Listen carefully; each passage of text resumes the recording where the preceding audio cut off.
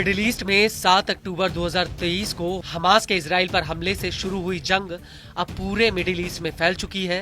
पहले गाजा, फिर लेबनान का हिजबुल्ला और सीरिया और इराक के प्रतिरोधी समूह इस जंग में कूद पड़े। हालांकि अब इजराइल और हिजबुल्ला के बीच युद्ध विराम हो चुका है, वहीं दूसरी तरफ गाजा में आईडीएफ और हमास के बीच भीषण जंग चल रही है।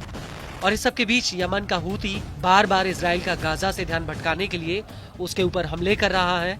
हूती ने पहले लाल सागर, फिर अरब सागर और फिर हिंद महासागर और आखिरी में तेल अवीव तक हमले शुरू कर दिए। ईरान द्वारा खड़े किए गए मुखौटा संगठनों में हूती इकलौता ऐसा गुट है जो अभी भी इजराइल के ऊपर बमबारी कर रहा है। और अब इसी कड़ी में हूती ने एक बार फिर से इजराइल के ऊपर हमले का दावा किया है।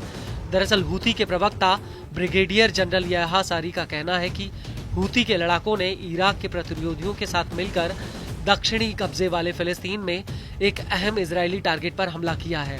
इस हमले को लेकर सारी ने अपने बयान में आगे कहा कि इस हमले में कई ड्रोन्स का इस्तेमाल किया गया जो अपने टारगेट पर एकदम सटीक जाकर लगे हैं। आपको बता दें कि सीरिया में ईरान समर्थित बशर अल असद की सरकार गिर चुकी है। इसकी वजह से ईरान के मिलिशिया गुट कमजोर पड़ गए हैं और इसी वजह से अब हूती इराक के प्रतिरोधियों के साथ मिलकर इजराइल पर हमले कर रहा है। वहीं इस हमले को लेकर टाइम्स ऑफ इजराइल का कहना है कि एक ड्रोन यावने शहर की तरफ बिल्डिंग पर जाकर फटा है। हालांकि इस हमले में कोई हताहत नहीं हुआ। इस सब के बीच आईडीएफ ने इस हमले की पुष्टि की है।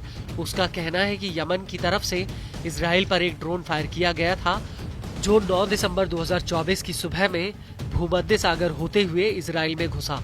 हालांकि ड्रोन का पता चलते ही इजरायली जेट्स इसे गिराने के लिए उड़ पड़े, लेकिन तब तक ये ड्रोन अपने मकसद में कामयाब हो गया था।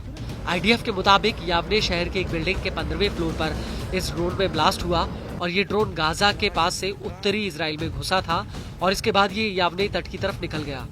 आईडीएफ ने अपने बयान में आगे कहा कि हमने इसे कई जगहों पर डिटेक्ट किया था, लेकिन ये लगातार रडार पर नहीं आ रहा था और इसी वजह से सेना इसके रूट का पता नहीं लगा पाई, जिसकी वजह से ये ड्रोन यावने शहर में फट गया।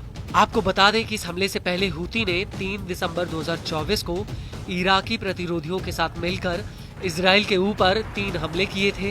इनमें से 2 हमले उत्तरी इजराइल पर किए गए, जबकि तीसरा हमला ईलत में एक अहम इजरायली टारगेट पर हुआ था। हूती के मुताबिक उसने इस हमले में कई ड्रोन्स का इस्तेमाल किया, लेकिन बड़ी बात यह है कि इस हमले से पहले हूती ने 1 दिसंबर 2024 को तेल अवीव पर हाइपरसोनिक मिसाइल फिलिस्तीन 2 से हमला किया था। हूती का दावा है कि उसकी ये मिसाइल टारगेट पर एकदम सटीक लगी थी।